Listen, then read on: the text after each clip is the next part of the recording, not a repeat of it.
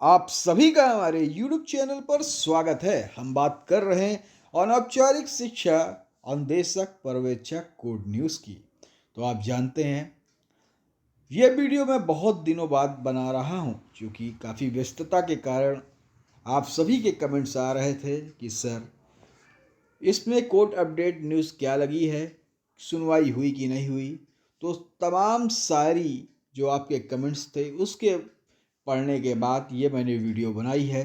चूँकि special appeal defective 545/2022 की सुनवाई 24/1/2025 को लगी थी। इससे पहले 6 जनवरी को भी इसकी सुनवाई हुई थी। ठीक है, डेट लगी थी। तो हम आज आपको पूरी जानकारी देंगे। उससे पहले जो भी भाई बहन चैनल पे नए हैं, जिन्होंने चैनल को सब्सक्राइब नहीं किया है, वो चैनल को सब्सक्राइब कर बेल आइकन दबा दें।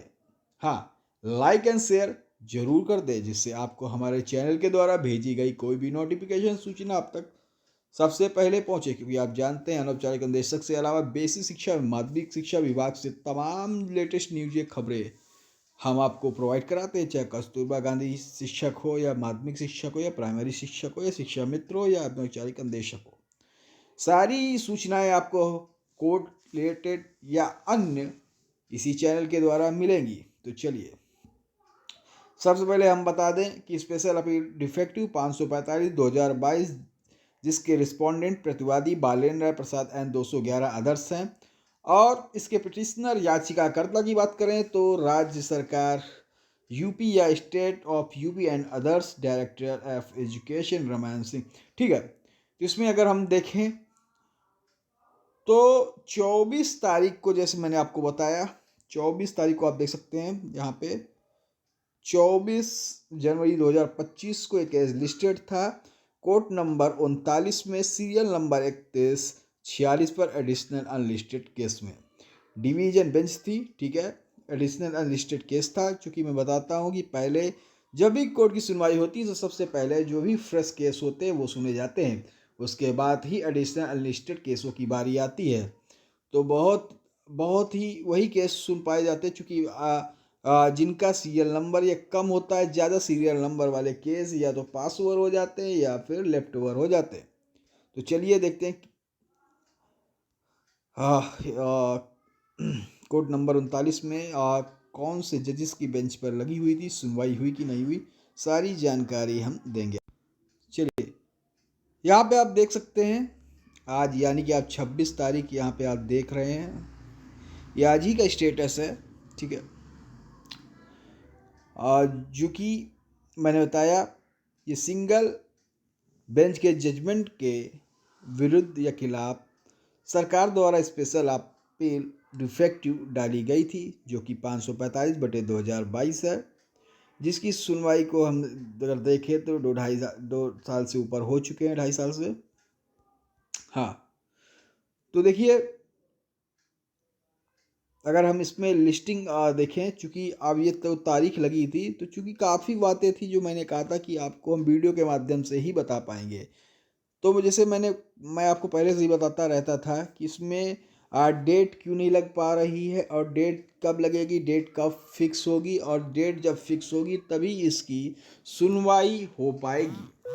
तो यहाँ पे आप देख सकते हैं,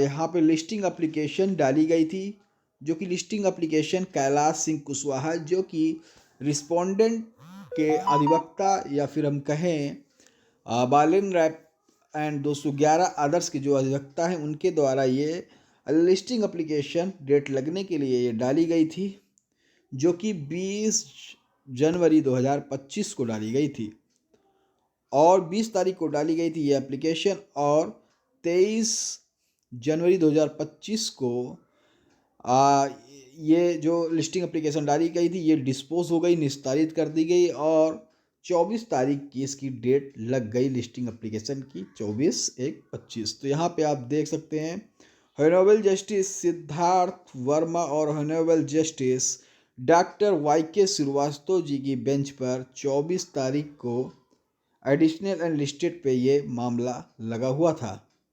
चूँकि हम बात करें हॉनरेबल जस्टिस सिद्धार्थ वर्मा और honourable justice doctor YK Shrivastava ji की जी की बेंच पे लगा हुआ था मामला। और 23 तारीख को आप देखेंगे यहाँ पे क्या लिखा हुआ है। 23 तारीख को यहाँ पे जो शॉर्ट ऑर्डर आया था, यहाँ पे DF लिखा है। DF का मतलब मेरे ख्याल से डेट फिक्स होता है।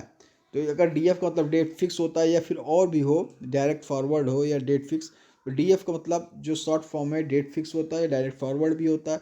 ठीक है, तो इसकी डेट फिक्स जब हुई तो ये डेट इसकी फिक्स हुई 23 तारीख को, और 24 तारीख को यहाँ पे ये मामला लिस्टेड हुआ। लेकिन मामला सुनवाई नहीं हो पाई, क्योंकि 4146 इसका सीरियल नंबर था, समथिंग था। और इतने ज़्यादा सीरियल नंबर होने के कारण मेरे ख्याल से फ्रेश केसों की संख्या ज़्यादा रही होगी।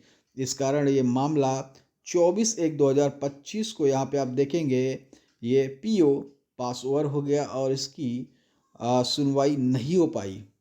तो देखिए DF डेट फिक्स हुई लेकिन ये मामला पास ओवर हो गया। ठीक है, या दो ही होते हैं, लेफ्ट ओवर या पास ओवर। तो पास ओवर हो गया, उस दिन मामला ये सुन नहीं पाए कोर्ट। लेकिन हम आशा करते हैं जल्द ही फिर इसकी लिस्टिंग एप्लीकेशन अधिवक्ताओं के द्वारा डाली जाए, चाहे वो पिटिशनर के द्वारा हो या रिस्पोंडेंट एडवोकेट्स के द्वारा हो। जैसे ही फिर इस संबंध में कोई नई सूचना आती है, इसकी नई डेट लगती है, हम आपको ज़रूर बताएंगे, क्योंकि आपके कमेंट्स आते रहते हैं। और उन कमेंट्स को पढ़ने के बाद ही जब हमारे पास कोई भी ऐसी अथेंटिक या कहें कोई भी अथेंटिक सूचना होती है, तभी हम आपको उन सारी सूचनाओं के बारे में जानकारी प्रदान करते हैं।